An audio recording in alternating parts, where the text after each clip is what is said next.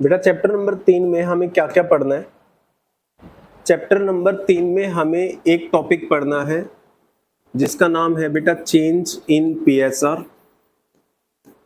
अगर किसी पार्टनर की प्रॉफिट शेयरिंग रेशियो चेंज होती है, राइट, तो उसको कैलकुलेट कैसे करना है। ठीक है, किसी भी पार्टनर की प्रॉफिट शेयरिंग रेशियो कैसे चेंज होगी। अगर मुझे पहले 30% मिल रहा है, अब 40 मिलना स्टार्ट हो जाए या 20 मिलना स्टार्ट हो जाए, किस वजह से बेटा? सपोज करो हमारे 3 पार्टनर है ए, बी और सी। तीनों पार्टनर सेम रहते हैं, पार्टनरशिप में कोई चेंज नहीं है। मतलब पहले भी 3 पार्टनर्स थे, अब भी 3 ही पार्टनर्स हैं, लेकिन पहले उनकी रेशियो इक्वल थी। अब वो चाहते हैं रेशियो को चेंज करना कि भाई हम रेशियो चेंज कर लेते हैं, तो चेंज इन पीएसआर आएगा। यानी पार्टनर्स चेंज नहीं हुए, बट पार्टनर्स की आपस की प्रॉफिट शेयरिंग रेशियो चेंज हुई।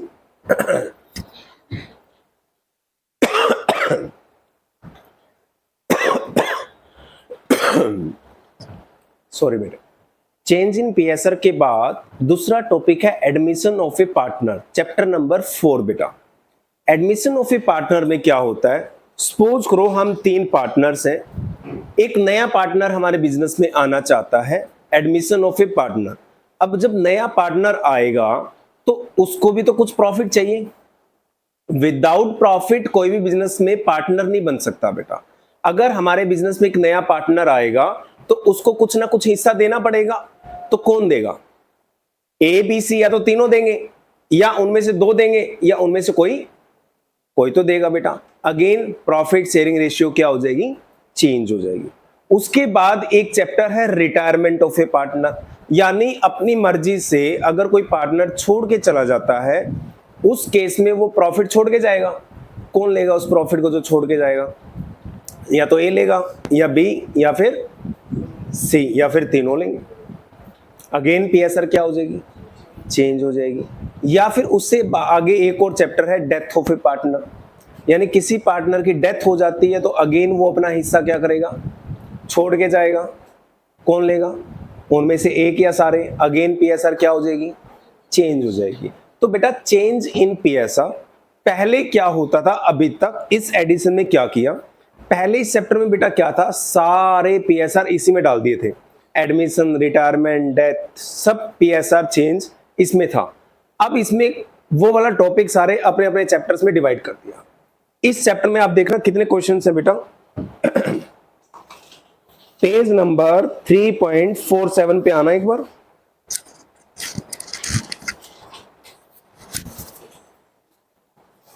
और पेज नंबर 3.47 कितने क्वेश्चंस हैं? चेंज इन पीएसआर के ओनली 4 क्वेश्चंस दे रखे हैं, है ना। पहले इसमें बेटा 10-12 क्वेश्चंस होते थे। किसी बच्चे के पास पुराना एडिशन है तो वो बताएगा कितने क्वेश्चंस हैं। है किसी के पास पुराना एडिशन? सब 2024 लेके बैठे हो, नया नया ताजा ताजा एडिशन। पुराने एडिशन में कोई मन नहीं लगता। चलो कोई बात नहीं। चेंज इन पीएसआर में बेटा हमें क्या करना होगा वो बाद में पढ़ेंगे। एक टॉपिक है चेंज इन पीएसआर। उसके बाद अब बेटा प्रॉफिट में अगर चेंज होगा तो रीवैल्यूएशन भी कराना पड़ेगा हमें। रीवैल्यूएशन किसका कराना पड़ेगा बेटा हमें? रीवैल्यूएशन अपने बिजनेस में जितनी भी एसेट्स और लायबिलिटी हैं सबका रीवैल्यूएशन कराना पड़ेगा। आप कहोगे सर रीवैल्यूएशन क्यों कराएंगे, बताओ जरा। एक बात बताओ बेटा, अगर हम अपने बिजनेस में 2 पार्टनर हैं ए और बी, और हमारी बैलेंस शीट में ना एसेट आ रखी है बिल्डिंग 10 लाख रुपए। ये बिल्डिंग 10 लाख रुपए पता है क्यों आ रखी है एसेट में? क्योंकि ये डेप्रिसिएट होती होती होती कम हो गई, 10 लाख हो गई। बट क्या एक्चुअल में मार्केट वैल्यू 10 लाख होगी? मार्केट वैल्यू तो हो सकता है इसकी 2 करोड़ हो। अब जब नया पार्टनर आ रहा है तो कैपिटल का पैसा देगा। कैपिटल कैसे निकलती है? Assets minus liability. एसेट में तो बिल्डिंग 10 लाख है। अब 10 लाख के हिसाब से आने वाले पार्टनर को अगर हिस्सेदार बना लोगे तो तुम्हें तो मोटा नुकसान हो जाएगा। तो तुम्हारा फर्ज क्या बनता है? अगर तुम सही से अकाउंटिंग जानते हो तो तुम कहोगे भैया रुको, अभी एडमिशन नहीं होगा आपका। कह रहे सर क्यों? रुको, अभी हम अपनी बैलेंस शीट को ठीक कर लेते हैं। हमारी बैलेंस शीट में एसेट में बिल्डिंग 10 लाख रुपए की है, लेकिन मार्केट वैल्यू 10 लाख नहीं है। मार्केट वैल्यू कितनी है? 2 करोड़ है, अभी 1,90,00,000 रुपए हमें इसमें प्लस करने दो, ये 2 करोड़ की एसेट है हमारी। तो आपको हिस्सेदारी लेनी है तो 10 लाख में नहीं मिलेगी, कितने हिसाब से मिलेगी? 2 करोड़ के हिसाब से मिलेगी। तो इस तरीके से हर एसेट रीवैल्यू होनी चाहिए, नहीं होनी चाहिए? होनी चाहिए। अगर रीवैल्यू एसेट्स होनी चाहिए तो फिर लायबिलिटी बेटा री एसेट्स होनी चाहिए, लायबिलिटी भी कम ज्यादा हो सकती है। तो उसके लिए एक अकाउंट बनाया जाएगा, रीवैल्यूएशन अकाउंट, आने वाले हर चैप्टर में बनेगा बेटा, ठीक है। उसके बाद आता है बेटा treatment of reserves, all reserves. अब रिजर्व्स का ट्रीटमेंट कैसे होगा? रिजर्व्स बेटा होते हैं जो बिजनेस ने पास्ट ईयर्स में पैसा कमाया और बिजनेस के पास रखा हुआ है। मान लो हमारे पास बेटा बैलेंस शीट की लायबिलिटी में ना जनरल रिजर्व्स रखे हैं 50 लाख के। अब वो रिजर्व्स किसने कमाए हैं बेटा? सी तो अभी आया नहीं, हम पार्टनर 2 ही हैं, ए और बी, और सी अभी हमारा पार्टनर बनना चाह रहा है। तो वो जो 50 लाख के रिजर्व्स हैं वो किसके हैं?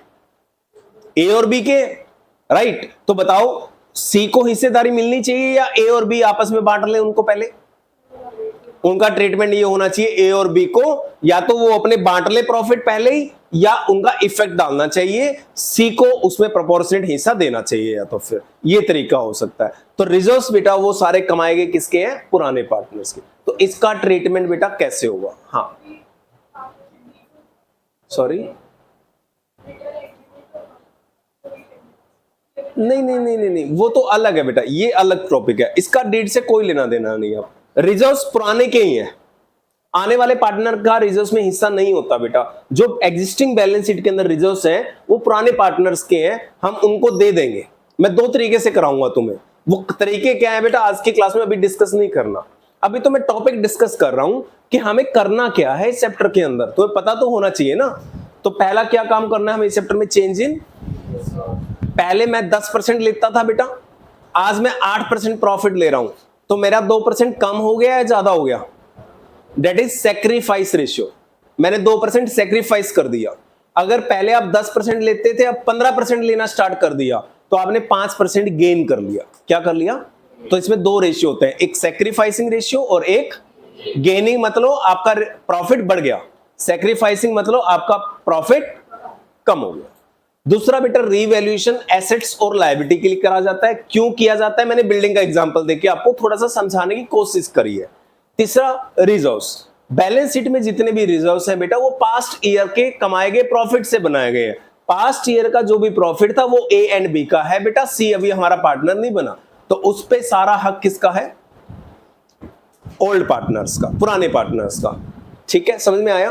अब बेटा बात आती है गुडविल, इस चैप्टर में गुडविल भी आएगा। चैप्टर नंबर 2 में आपने सीखा बेटा कि गुडविल को कैसे वैल्यू करना है। इस चैप्टर में वैल्यूएशन नहीं आएगी, एक दो क्वेश्चन में कैलकुलेट करने के लिए बोल सकता है, बट वैल्यूएशन नहीं है इसके अंदर। इसमें गुडविल क्यों आएगा मैं आपको बताता हूं बेटा। मान लो मैं 5 ईयर से बालाजी क्लासेस को चला रहा हूं बेटा, और 5 ईयर से इस बालाजी क्लासेस को चला चला के मैंने मार्केट में अपनी गुडविल बनाई 1 करोड़ रुपए, राइट। अब कोई पार्टनर आता है मेरा और कहता है कि जी मैं बालाजी क्लासेस में पार्टनर बन जाता हूं, 50-50 हिस्सेदारी कर लेते हैं। तो क्या बेटा मुझे फ्री में 50-50 हिस्सेदारी करनी चाहिए? क्या आप लोगों को लगता है कि कोई भी टीचर आएगा नया नया और 1-2 लाख रुपए लगा के इतना बढ़िया क्लासरूम बना लेगा? क्या उसको लगता है कि इतनी अच्छी गुडविल बना लेगा मार्केट के अंदर? राइट, नहीं हो सकती पॉसिबल। वो बेटा टाइम टू टाइम धीरे धीरे डेवलप होती है। तो मैं अगर उसको अपने बिजनेस में पार्टनर बनाऊंगा तो उससे क्या मांगूंगा? गुडविल में हिस्सा मांगूंगा। मैं कहूंगा देख अभी सारा प्रॉफिट मेरा है, बालाजी क्लास में जितना भी प्रॉफिट कमाया जाएगा विकास जैन ले रहा है। अगर आप मेरे बिजनेस के पार्टनर बनोगे तो पहले तो ये बता कितने % के लिए बनोगे? कह रहे सर 50-50। अगर मैं आपके बिजनेस में आऊंगा तो आधा प्रॉफिट आपका रहेगा और आधा मेरा रहेगा। मैंने कहा मैं आपको अपना आधा प्रॉफिट की हिस्सेदारी क्यों दूं? मैं क्यों दूं आधे की प्रॉफिट की हिस्सेदारी? कल को आप आओगे, आप कहोगे कि सर जितनी एसेट है उसमें आधे पैसे दे देता हूं, एसेट तो 5 लाख रुपए की है सारी, यहां पे 5 लाख का 50%, 2.5 लाख में 50% पार्टनरशिप बन गई। 2 दिन के बाद कहेगा बालाजी क्लासेस को बेच दो और गुडविल कितनी ले लो? 1 करोड़ रुपए ले लो। तो बताओ 1 करोड़ की गुडविल में 50% हिस्सेदारी 50 लाख रुपए लेके चला जाएगा। 2.5 लाख लगा के 50 लाख लेके जाना है, क्या मैं जाने दूंगा ऐसे? नहीं। अगर मुझे पता है मेरी मार्केट में वैल्यू है, मेरी मार्केट में गुडविल है, तो बेटा उसको कहूंगा अगर आपको मेरे बिजनेस में प्रॉफिट में हिस्सेदारी चाहिए तो प्रॉफिट में हिस्सेदारी के बदले आप मुझे क्या दो, उसकी कॉम्पनसेशन दो, और उसके कॉम्पनसेशन को हम कहेंगे गुडविल में हिस्सेदारी दो। ठीक है, अब गुडविल की वैल्यूएशन होनी चाहिए मार्केट में, मेरे बिजनेस की वैल्यू कितनी है, मान लो 1 करोड़ रुपए है, तो 1 करोड़ में अगर वो 50% पार्टनर बनना चाहता है तो कितने पैसे देगा मेरे को, 50 लाख। समझ आया? अब उल्टा एग्जांपल ले रहा हूं, हमारे बिजनेस में 2 पार्टनर हैं, ए और बी, मैं अकेला नहीं हूं, ए और बी दोनों हैं और दोनों 50-50 हैं, और हमारी मार्केट में वैल्यू 1 करोड़ ही है, तो कितनी कितनी की वैल्यू है हम दोनों की, एक तरह से 50-50 लाख। अब सी आना चाहता है बेटा, और सी कह रहा है सर मुझे 10% हिस्सेदारी चाहिए आपके बिजनेस में, और 10% हिस्सेदारी ए देने के लिए तैयार नहीं है। सी को 10% हिस्सेदारी चाहिए, ए देने के लिए तैयार नहीं है, बी कहता है मैं दे दूंगा तेरे को मेरे में से 10%। तो सैक्रिफाइस कौन कर रहा है, ए या बी? सैक्रिफाइस बी कर रहा है। तो 1 करोड़ की गुडविल का 10% 10 लाख रुपए सी देगा, किसको, ए को या बी को? बी को देगा बेटा, ए को नहीं देगा, क्योंकि ए ने तो कुछ सैक्रिफाइस किया ही नहीं। तो हमेशा याद रखना, गुडविल का पैसा कौन किसको देता है? गुडविल का पैसा गेनिंग पार्टनर देगा। गेनिंग पार्टनर कौन होगा? जिसको प्रॉफिट मिला है। किसको देगा? सैक्रिफाइसिंग पार्टनर को। तो ज्यादातर बच्चे बेटा क्या रट्टा मार के आ जाते हैं, ध्यान से सुनना, ज्यादातर बच्चे रट्टा मार के आ जाते हैं, सर जो बंदा आएगा ना बिजनेस में वो गुडविल का पैसा लाएगा। समझ रहे हो? जो बंदा आएगा नया आने वाला पार्टनर वो गुडविल का पैसा लाएगा। फिर रिटायरमेंट के चैप्टर में जाएंगे, जो बंदा सर जाएगा ना वो गुडविल का पैसा लेके जाएगा।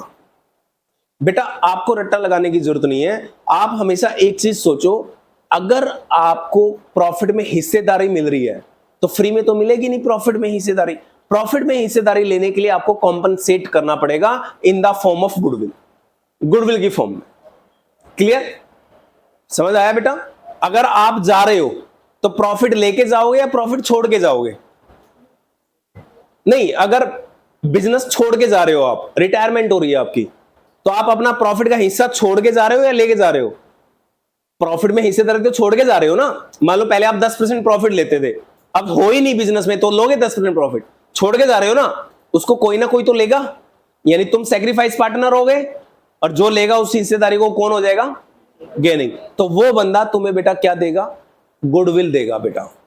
10% छोड़ के जाओगे तो 1 करोड़ का 10% आपको कितने रुपए मिलेंगे?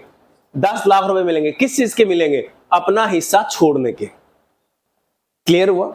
अब इसको डिटेल में पढ़ेंगे, हम जरूर पढ़ेंगे, जब टॉपिक आएगा तो बिल्कुल एग्जांपल लिख के पढ़ेंगे। अभी तो बस मैं एक एक नाम ले रहा हूं क्या क्या करना है हमें। अब समझ आ गया बेटा इतना? उसके बाद हमें बनाना है बेटा पार्टनर्स के कैपिटल अकाउंट्स या करंट अकाउंट। वो हम बना के भी आए हैं बेटा फर्स्ट चैप्टर में। कैपिटल या करंट अकाउंट कैसे बनेंगे वो भी इस चैप्टर में हमें बनाने हैं बेटा, और उसके बाद बैलेंस शीट कैसे बनेगी वो भी इस चैप्टर में बनानी है। बैलेंस शीट आप लोगों को बनानी आती है बेटा, 11th क्लास में भी बना के आए थे। एक साइड में एसेट, एक साइड में लायबिलिटी। 11th क्लास की बैलेंस शीट के अंदर एक ही कैपिटल होती थी, यहां एक से ज्यादा कैपिटल होंगी। 2 पार्टनर है तो 2 कैपिटल होगी, और 3 पार्टनर है तो 3 कैपिटल होंगी। तो बेटा मोटा मोटी ये सारे टॉपिक्स हैं जो आपको इस चैप्टर में पढ़ने हैं।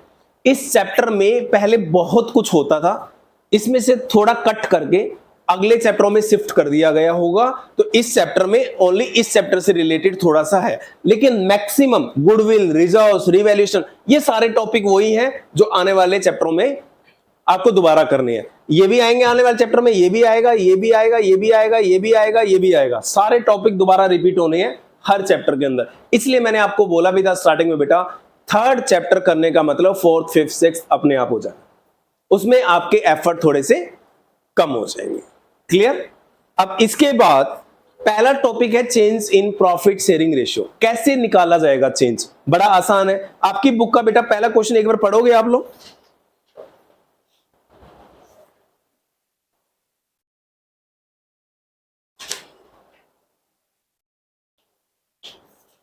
पढ़ना बेटा पहला क्वेश्चन एक बार। पेज नंबर क्या है आपकी बुक में? 3.47। पेज नंबर 3.47 पे क्वेश्चन नंबर 1 पढ़ लो बेटा, एक बार देखो क्या है। इसमें लिखा है देयर आर टू पार्टनर्स, क्या नाम है, ए और बी? ओम एंड श्याम दो पार्टनर हैं, दोनों की प्रॉफिट शेयरिंग रेशियो क्या है बेटा? इक्वल है। ओम और श्याम दो पार्टनर, इनकी जो एग्जिस्टिंग रेशियो है, एग्जिस्टिंग बोलूं या ओल्ड बोलूं, इक्वल है। इक्वल मतलब बेटा 1:1। 1:1 का मतलब क्या हो गया? ओ की रेशियो भी 1/2 और एस की रेशियो भी 1/। अब 1/2 कैसे निकलेगी? ओ का 1 है ना, 1 डिवाइड में हमेशा टोटल आता है, दोनों का टोटल कितना है? 2। तो इसका रेशियो क्या बन गया? 1/2 और उसकी रेशियो भी क्या बन गई? समझ आया? अब वो चाहते हैं कि उनकी नई रेशियो हो जाए चेंज। कितनी हो जाए न्यू रेशियो? क्या लिखी है? 4:। न्यू रेशियो ये चाह रहे हैं हो जाए 4:3। पहले थी इनकी 1:1, अब हो जाए 4:3। तो 4:3 का मतलब ओ की रेशियो क्या हो जाए? 4/7 और एस की रेशियो क्या हो जाए? 3/7। बस मुझे इतना बता दो, कुछ चेंज लग रहा है या नहीं लग रहा? चेंज हुई या नहीं हुई? हुई ना चेंज। अब कितनी हुई चेंज मुझे नहीं पता, लेकिन इतना मुझे जरूर पता है बेटा, अगर एक बंदे का 10% हिस्सा इंक्रीज हुआ है तो दूसरे का 10% हिस्सा डिक्रीज जरूर हुआ होगा, क्योंकि बंदे पहले भी 2 थे, आज भी 2 ही हैं। इनकी रेशियो चेंज हुई है, एक का इंक्रीज हुआ होगा तो दूसरे का डिक्रीज हुआ होगा। ध्यान से सुनना, अब इसको बाद में करवाऊंगा। यहां देखो, पहले आपको ओल्ड 1000 रुपए पॉकेट मनी मिलती थी, अब न्यू 12th क्लास में आते ही आपकी पॉकेट मनी 1500 रुपए से बढ़ गई है बेटा, मतलब 1500 रुपए हो गई है, 500 रुपए से बढ़ गई है। तो इंक्रीज हुई है पॉकेट मनी या डिक्रीज हुई है? इंक्रीज हुई है। प्लस हुई है या माइनस हुई है? गेन हुई है, सैक्रिफाइस हुई है? गेन। गेन मतलब बेटा बढ़ना, राइट? तो मैं सैक्रिफाइस ब्रैकेट में गेन, यानी सैक्रिफाइस अगर आंसर माइनस में आए तो इसलिए मैंने ब्रैकेट में लगा दिया गेन। रेशियो क्या है, सॉरी फॉर्मूला क्या है? Old minus new. ओल्ड कितने रुपए मिलते थे आपको बेटा? न्यू कितने मिलते हैं? 1500। तो आंसर माइनस में है प्लस में है? -500।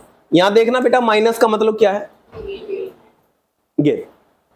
तो अगर मैं फॉर्मूला यूज करूं ओल्ड माइनस न्यू और आंसर आ जाए माइनस में, तो समझ लेना ये पार्टनर क्या है? गेनिंग पार्टनर है। इसको गेन हुआ है, इसका हिस्सा इंक्रीज हो गया। क्लियर? अब इसकी जगह अगर मैं बोलूं ये पहले, यहां नीचे लिख लेते हैं अलग से, ये पहले बेटा 800 रुपए लेता था, राइट? अब ये लेने लग गया 700 रुपए। तो बेटा ये पार्टनर सैक्रिफाइसिंग है या गेनिंग है?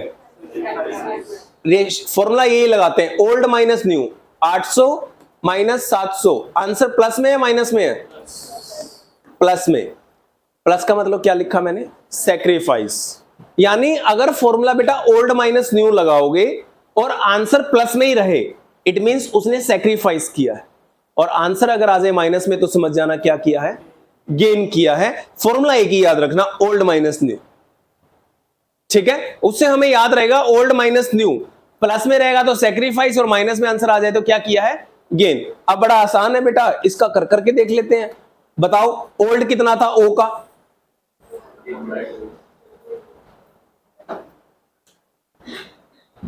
फॉर्मूला मैं वही लगा रहा हूं यहां पे, सैक्रिफाइस या ब्रैकेट में गेन।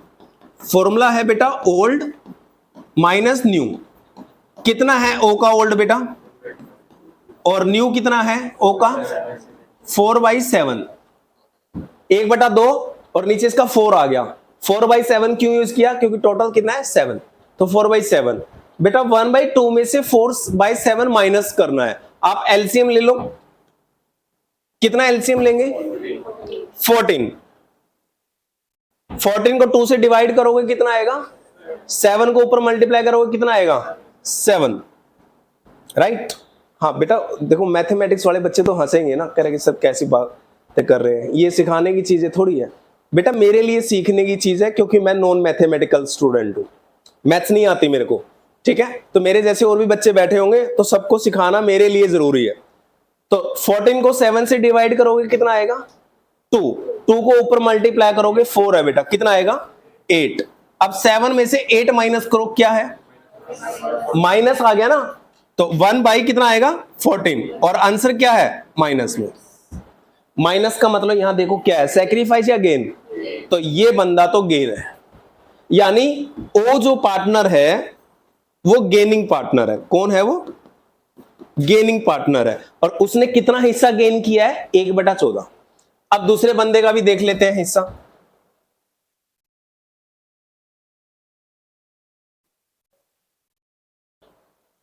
कितना था उसका, कौन था वो, एस, एस को देख लेते हैं बेटा। रेशियो वही लगेगी, ओल्ड माइनस न्यू। ओल्ड था 1/2, न्यू कितना था उसका 3/7। एलसीएम ले लो 14, 14 को 2 से डिवाइड करो कितना आएगा 7, ऊपर मल्टीप्लाई करो 7, 14 को 7 से डिवाइड करोगे 2, 2 को ऊपर मल्टीप्लाई करोगे तो ये कितना आ गया 7 में से 6 माइनस करो तो आंसर इज 1/14, और प्लस में है बेटा। तो प्लस में करने का मतलब कौन हो गया ये, सैक्रिफाइसिंग। अब यहां एस का मतलब सैक्रिफाइसिंग नहीं है, कभी सोचो कि जो पार्टनर एस आ गया उसको सैक्रिफाइस कर देंगे, सर फॉर्मूला लगाने की क्या जरूरत है, डूब जाओगे, ऐसे मत कर देना। ये बाई चांस की बात है कि एस भी लिखा और सैक्रिफाइस भी आ गया, तो एक बंदा सैक्रिफाइस है और एक बंदा, सैक्रिफाइस कितना है 1/14, और गेन भी कितना है, तो बेटा जितना सैक्रिफाइस होगा उतना ही गेन होगा। तो आंसर कितना है देखो एक बार, 1/14 है या नहीं है, है। क्वेश्चन नंबर 2 पढ़ो, आसान है, कर लोगे बेटा ओल्ड माइनस न्यू तो गुड। क्वेश्चन नंबर 2 पढ़ो एक बार।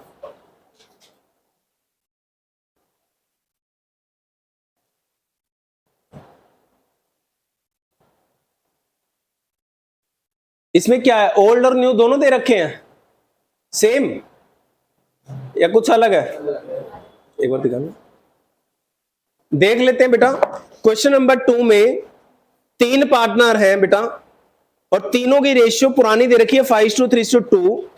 With effect from 1 April they decide to share the profit and ratio कितनी 5:2:2। हाँ तो ठीक है बेटा, पहले 2 पार्टनर थे, अब कितने हैं, चाहे 2 हो चाहे 3 हो, फॉर्मूला एक ही रहेगा, ओल्ड माइनस।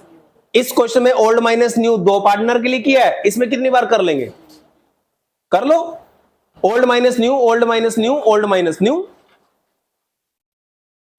ओल्ड रेशियो है बेटा तीनों की 5:3:2, 5:3:2।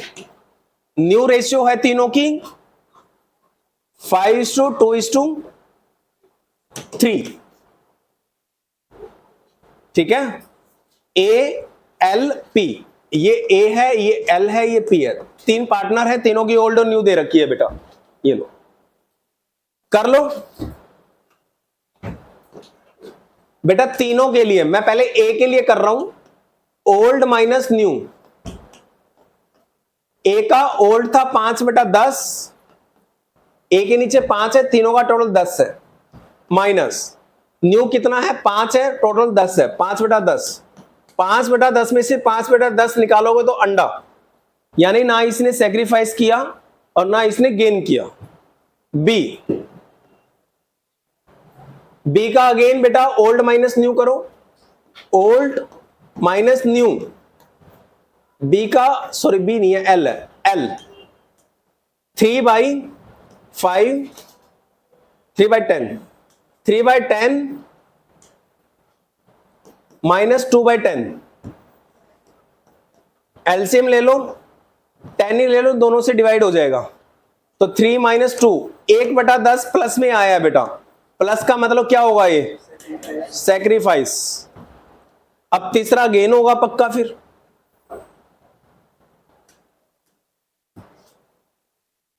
तीसरे का भी रेशियो वही मानो, ओल्ड माइनस न्यू। ओल्ड कितना था उसका 2/10, न्यू कितना था उसका 3/10, एलसीएम 10 ले लो, 2 - 3,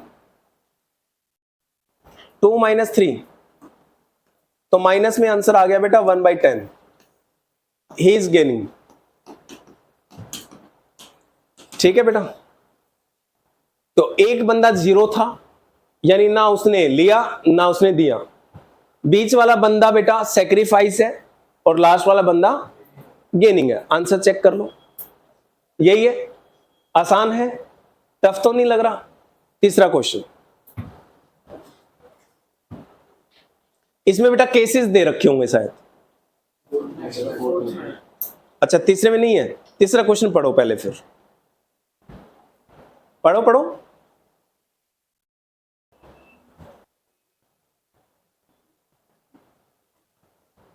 कर लिया, ओल्ड और न्यू दोनों दे रखी हैं, इसमें भी बस यही करना था, ओल्ड माइनस न्यू। आंसर आ गया, एक बार दिखाना बेटे।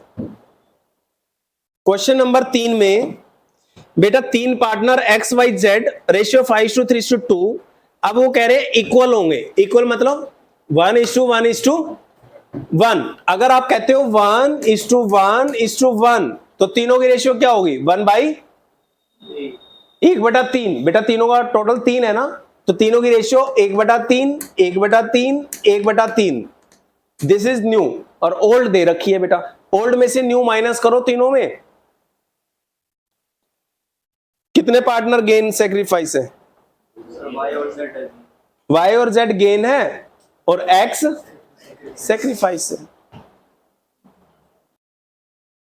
ये लो बेटा, क्वेश्चन नंबर 4 आना एक बेटा, 4 का ना एक एक केस पढ़ेंगे हम। केस नंबर 1 पहले बताओ, क्वेश्चन नंबर 4 में कितने पार्टनर हैं, 3 पार्टनर है, ए बी सी, तीनों की ओल्ड रेशियो क्या है बेटा, 5:4:1, राइट। अब न्यू क्या होगी, वो केसेस बना दिए 1 2 3 4 5। हम केस नंबर 1 पढ़ते हैं, क्या लिखा है केस नंबर 1 में, सी ने एक्वायर किया हिस्सा किससे, ए से, कितना 1/5, यही लिखा है, फ्रॉम किससे, ए से। समझ आया, अभी रुक जाओ, अभी रुक जाओ, वो मत करो बेटा, मेरा ना आपको सिलेबस कराना पर्पस नहीं है, मैं तो टर्म्स यूज करना चाहता हूं कि अगर ऐसा हो गया तो कैसा होगा। 1/5 ए ने लिया फ्रॉम ए, या फिर 1/5 लिया of A. What is the difference between this two terms, 1/5 लिया फ्रॉम ए या फिर 1/5 लिया फ्रॉम ए, नहीं ऑफ ए। तो ऑफ और फ्रॉम में क्या अंतर है,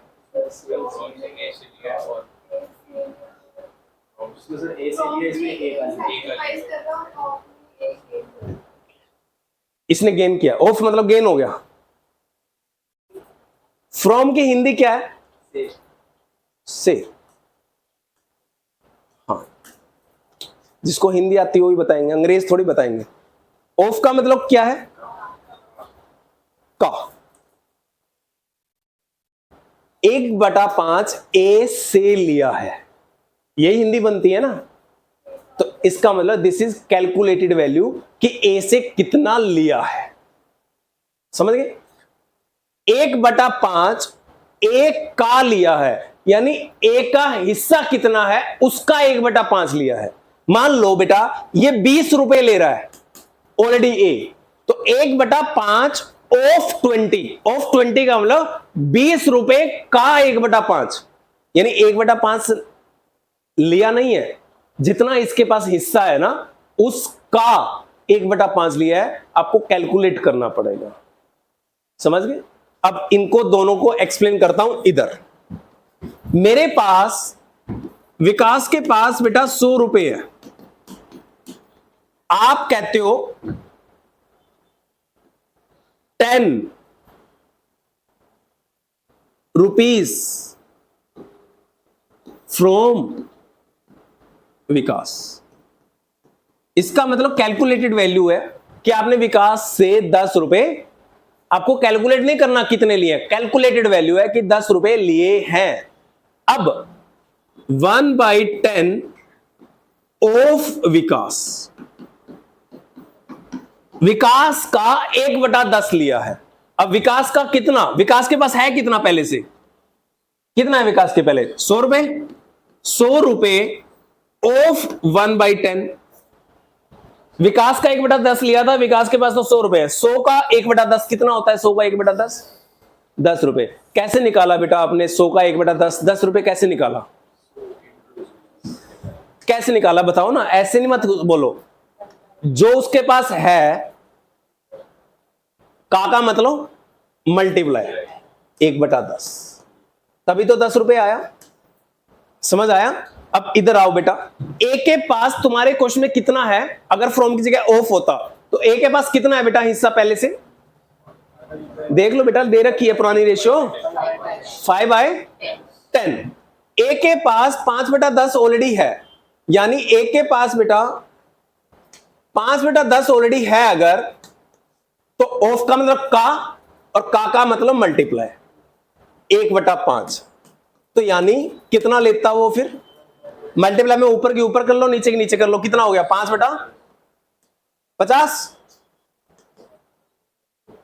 यानी का में आपको मल्टीप्लाई करना पड़ेगा, से में मल्टीप्लाई करने की जरूरत, फ्रॉम लिखा आ जाए तो that is calculated value sacrificing ratio, कि उससे हमने कितना लिया है। अगर ऑफ लिखा आ जाए तो ध्यान देना बेटा प्लीज, ऑफ के केस में कैलकुलेटेड वैल्यू नहीं है, आपको मल्टीप्लाई करके कैलकुलेट करना पड़ेगा।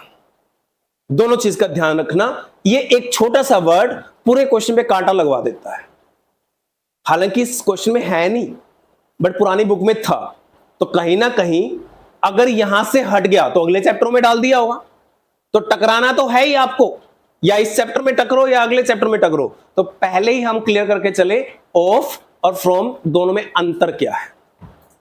क्लियर है, फ्रॉम लिखा आएगा तो क्या मान लेंगे इसको, 1/5 उसने दिया, और ऑफ लिखा आएगा तो 1/5 नहीं दिया, ऑफ मतलब उसके हिस्से का 1/5, यानी मल्टीप्लाई करके निकालना पड़ेगा कितना दिया। क्लियर, चलो इसमें क्या लिखा है इसको तो छोड़ो, इसके मान लेते हैं पहले, इसके केस नंबर 1 में क्या लिखा है,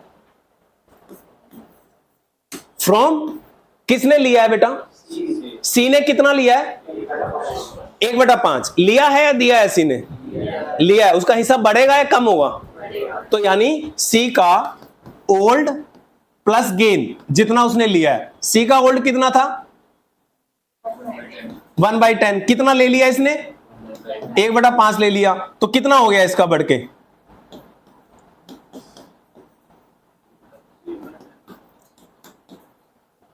बढ़ के 3/10 हो गया इसका, प्लस कर दो।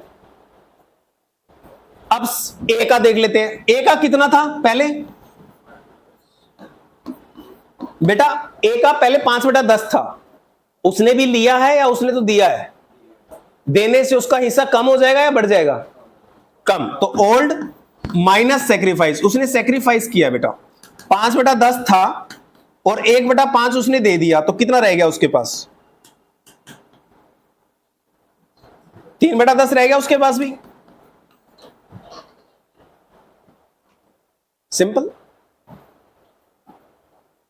जिसने लिया है उसका बढ़ जाएगा और जिसने दिया है उसका, और तीसरा पार्टनर कौन था, बी, उसके पास कितना था, उसका 4/10 ही रहेगा, उसका चेंज होगा नहीं, ना उसने लिया ना उसने दिया, तो नई रेशियो क्या बन गई, ए की आ गई 3 4 और सी की आ गई 3 3:4, तीनों का टोटल देख लो 10 ही होगा, जिसने दिया है उसका माइनस कर दो, जिसने लिया है उसका प्लस कर दो, एग्जिस्टिंग में नई रेशियो आ जाएगी बेटा। देखो आंसर क्या आ रहा है, क्या यही है क्या, 3:4:3 है क्या न्यू रेशियो, यस, क्लियर हुआ। केस नंबर 2 आओ बेटा, हाँ बेटे, नहीं किसने, कौन से केस में, रेशियो तो सही आ रही है पर इसमें लिखा है सैक्रिफाइस ऑफ ए -1/5 और 1/5 और गेन ऑफ सी 1/5, तो है ही, आप देखो ना बेटा, दोनों है। अगर बेटा ए सी से ले रहा है, ए नहीं सी ले रहा था ना इस केस में, सी ए से ले रहा है, तो सी को गेन कितना हुआ? 1/5, और ए को कितना सेक्रीफाइस हुआ? 1/5। दोनों का सेम ही तो हुआ, एक का गेन है, एक का सेक्रीफाइस है। अगर मैं आपको 10 रुपए दे रहा हूं तो मैंने कितना सेक्रीफाइस किया और तुमने कितना गेन किया? 10-10 ही तो आएगा दोनों का टोटल, तो 1/5 ही आएगा बेटा। एक ने गेन किया, एक ने सेक्रीफाइस किया। केस नंबर 2 देखो एक बार क्या है। केस नंबर 2 देखो क्या है बेटा, किसने कितना हिस्सा किससे लिया? सी ने लिया है। कितना लिया है सी ने? नहीं, इक्वली तो लिया है, क्या लिया है? हाँ, ये बोलो ना आप, सी ने 1/5 लिया है बेटा टोटल। तो सी का अगर नया निकालना है, सी में तो 1/5 प्लस कर देना, सीधी सीधा हिसाब है। बट ये सी ने किससे लिया है? दोनों में करते, ए से भी लिया है, बी से भी लिया है। कितना कितना लिया है? इक्वल। इक्वल मतलब आधा आधा। 1/5 का आधा कितना होता है बेटा? अब आप कहोगे आधा कैसे निकाले? 1/5 का आधा मतलब 50%। 50% निकलता है हमेशा 50/100, या फिर मैं लिखूं 50 एंड 100 को 1/2 लिख सकता हूं ना।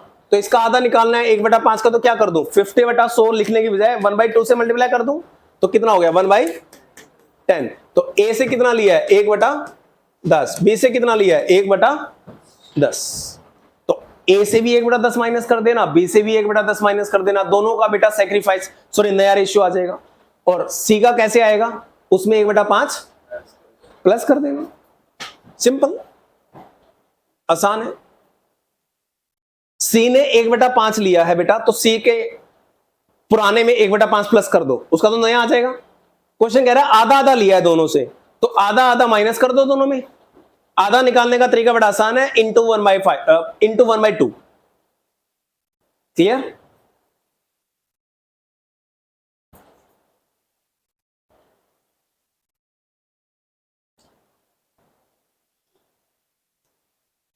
समझ आ गया? अब कुछ बच्चे कहते सर यहां 1/5 था, अब आप कह रहे हो आधा आधा लिया है दोनों से, तो सर 5 का आधा तो 2.5 होता है, तो 1/2 उधर आना था और 1/2 उधर आना था। तो मैं आपसे दो चीज पूछ लूं, 1/5 बड़ा या 1/2 बड़ा? कौन सी वैल्यू बड़ी? 1/, ये डबल होगी बेटा उससे, ठीक है। नीचे की वैल्यू जितनी छोटी होगी इट मींस रेशियो उतनी बड़ी होगी, नीचे की वैल्यू जितनी बड़ी होगी इट मींस रेशियो उतनी छोटी होगी। आपको क्या समझ नहीं आ रहा सर? कोई बात नहीं, इधर आ जाओ। 1/5 को परसेंटेज में कैलकुलेट करना है तो इंटू 100 करके बताना कितने परसेंट हो गया? 20%। 1/2 को परसेंटेज में कैलकुलेट करना है तो बताना कितना हो गया? 0 पॉइंट हटाओ, 0 ले जाओ। 1000 को 25 से डिवाइड करो, कितना हो गया? वो 20% है वैल्यू 1/5, और 1/2 कितने परसेंट वैल्यू है? 40%। ठीक है, तो जिनके दिमाग में ये गलत फहमी हो कि ये रेशियो ज्यादा ज्यादा दे दी, नहीं, ये कम कम है बेटा। तीसरा केस बताओ। केस नंबर 3 में क्या हो गया? केस नंबर 3 में भी लिया है क्या सी ने? कितना लिया है? 1/5 लिया है? एक बार दिखा दो यार इसका मैं। अच्छा, as per new agreement A B C will share the profit and losses equal. ये तो वही हिस्सा हो गया ऊपर वाला क्वेश्चन। ओल्ड दे रखी है, न्यू क्या होगी? 1:1:1। ये तो क्वेश्चन भी था सेम, क्वेश्चन नंबर 3। ये तो क्वेश्चन नंबर 3 जैसा हो गया बेटा। ओल्ड रेशियो दे रखी है, न्यू कह रहा है तीनों की 1:1:1 होगी, यानी 1/3 1/3 1/3। तो ओल्ड और न्यू दे रखी है, सैक्रिफाइस और गेन कैसे निकलेगी? Old minus new. कर लोगे तो क्वेश्चन नंबर केस नंबर 4। हाँ आ गया ना अब का? केस नंबर 4 पढ़ो। केस नंबर 4 में बेटा का आ गया।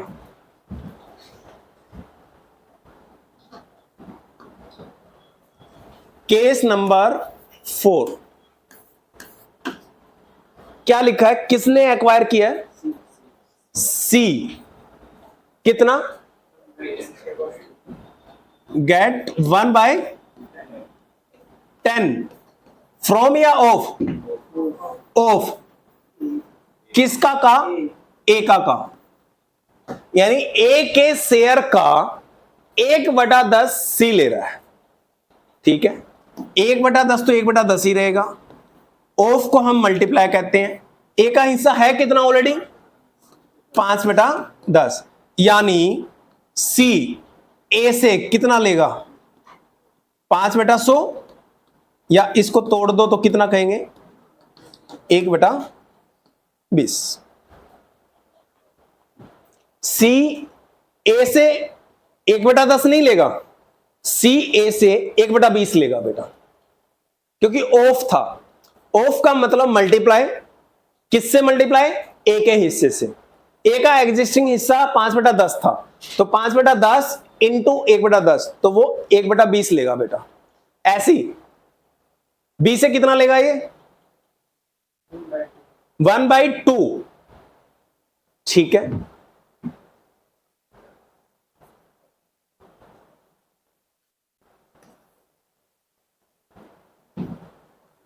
वन बाई टू देख लो, ऑफ है या फ्रॉम है, 1/2 ऑफ बी। कई बार क्वेश्चन जानबूझ के पता क्या आता है, एक में कर देगा ऑफ और एक में कर देगा फ्रॉम, तो जो बच्चे अलर्ट होंगे तो समझ जाएंगे ऑफ भी और फ्रॉम भी है। इसमें दोनों ऑफ है तो मल्टीप्लाई करना है बेटा। 1/2 ऑफ का मतलब मल्टीप्लाई, बी का हिस्सा कितना था पुराना, हाँ 4/10, तो कितना हो गया, ऊपर के ऊपर मल्टीप्लाई करके 4/, छोटा करना है तो 1/5, तो सी बी से 1/5 लेगा बेटा। क्लियर है, समझ जाओगे ऑफ और फ्रॉम में क्या अंतर होता है। तो ये तो बेटा चेंज इन पीएसआर हो गया आपके लिए, आसान है। कोई डाउट हो इस टॉपिक के अंदर तो आप लोग बता सकते हो बेटे, कोई डाउट नहीं है, पक्का।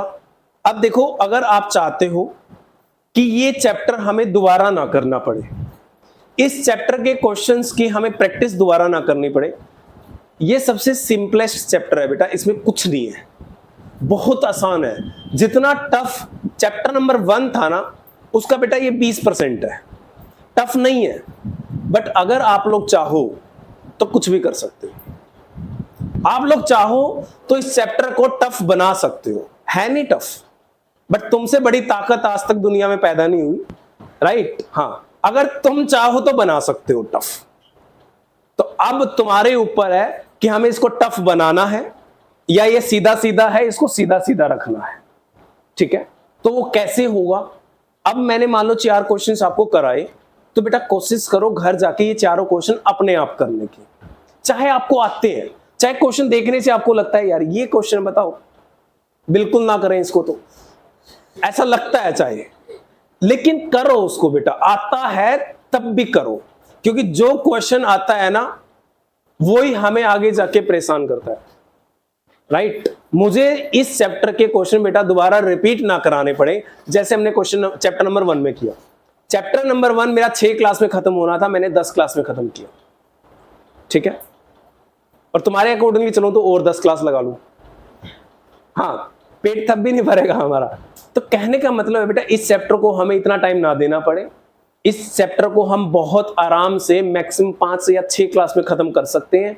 10 क्लासेस तब लगेंगी जब आप पहले क्लास को अच्छे से रिवाइज नहीं करोगे, दूसरी क्लास में आ जाओगे और पहली क्लास रिवाइज नहीं करोगे। तो पहली क्लास को प्लीज रिवाइज कर लेना, ताकि दूसरी क्लास में मैं जो टॉपिक करवाऊंगा उसमें आपको कम से कम ये पीएसआर का टॉपिक आता हो, ठीक है। सेकंड टॉपिक सेकंड क्लास में कराऊंगा, थर्ड टॉपिक थर्ड क्लास में कराऊंगा, आने वाली 5 या 6 क्लास में चैप्टर खत्म कर दूंगा ये। और इस चैप्टर खत्म होने का मतलब समझो पूरी बुक खत्म हो जाएगी। ये इतना आसान वर्ड्स नहीं है बेटा, फिर भी मैं आप लोगों को कहता हूं इस चैप्टर खत्म होने का मतलब पूरी बुक खत्म कर दी हमने, समझ लो, क्योंकि पूरी बुक आने वाले सारे चैप्टर इस चैप्टर पे डिपेंड करते, ठीक है। आगे सारे चैप्टरों में जो टॉपिक होंगे इसी चैप्टर में हम एक बार कर चुके होंगे, कोई प्रॉब्लम नहीं आएगी आपको, राइट। बाकी बेटा नेक्स्ट क्लास में हमारी नेक्स्ट रहेगा, और जो मैंने टेस्ट लेना था आज की क्लास में, उस टेस्ट के लिए अब आप बता दो कि किस प्रकार लिया जाए।